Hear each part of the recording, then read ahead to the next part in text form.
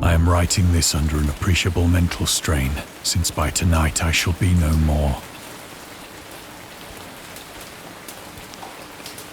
Penniless, and at the end of my supply of the drug which alone makes life endurable. Do not think from my slavery to morphine that I am a weakling or a degenerate. When you have read these hastily scrawled pages, you may guess.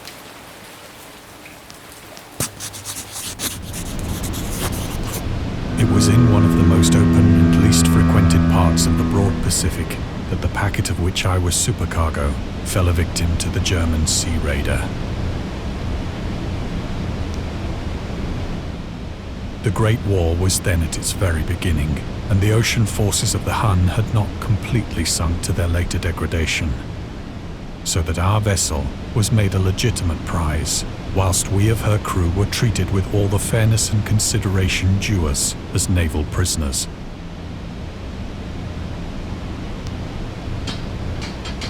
So liberal, indeed, was the discipline of our captors, that 5 days after we were taken, I managed to escape alone in a small boat with water and provisions for a good length of time.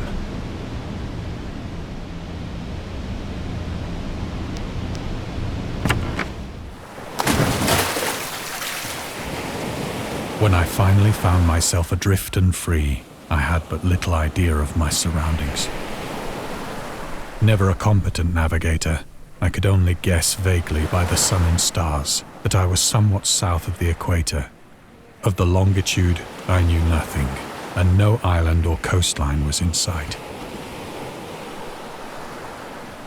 The weather kept fair, and for uncounted days I drifted aimlessly beneath the scorching sun, waiting either for some passing ship or to be cast on the shores of some habitable land. But neither ship nor land appeared, and I began to despair in my solitude upon the heaving vastness of unbroken blue.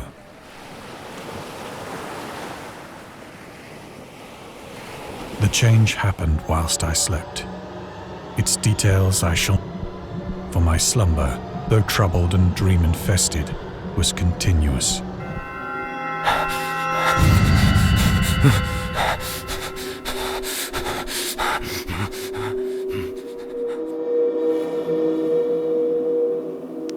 When at last I awoke, it was to discover myself half sucked into a slimy expanse of hellish black mire, which extended about me in monotonous undulations as far as I could see, and in which my boat lay grounded some distance away.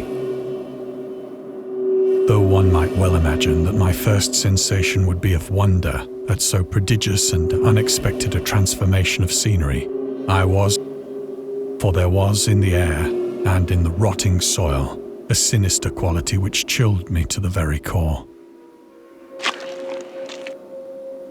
The region was putrid with the carcasses of decaying fish and of other less describable things which I saw protruding from the nasty mud of the unending plain. Perhaps I should not hope to convey in mere words the unutterable hideousness that can dwell in absolute silence and barren immensity. There was nothing within hearing and nothing in sight save a vast reach of black slime. Yet the very completeness of the stillness and the homogeneity of the landscape oppressed me with a nauseating fear. The sun was blazing down from a sky which seemed to me almost black in its cloudless cruelty, as though reflecting the inky marsh beneath my feet.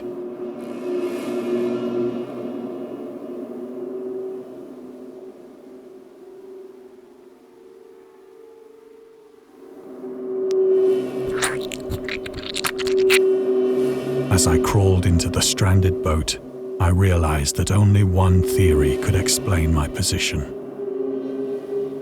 Through some unprecedented volcanic upheaval, a portion of the ocean floor must have been thrown to the surface, exposing regions for which innumerable millions of years had lain hidden under unfathomable watery depths.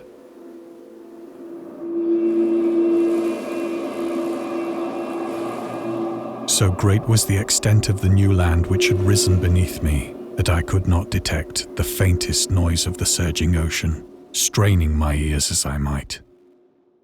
Nor were there any seafowl to prey upon the dead things. For several hours I sat thinking or brooding in the boat, which lay upon its side and afforded a slight shade as the sun moved across the heavens.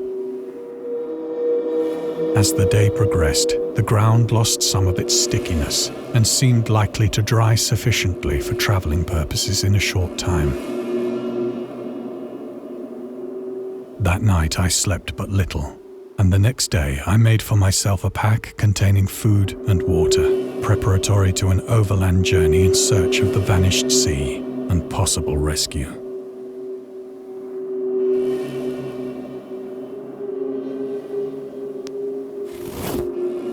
On the third morning, I found the soil dry enough to walk upon with ease. The odour of the fish was maddening, but I was too much concerned with graver things to mind so slight an evil, and set out boldly for an unknown goal.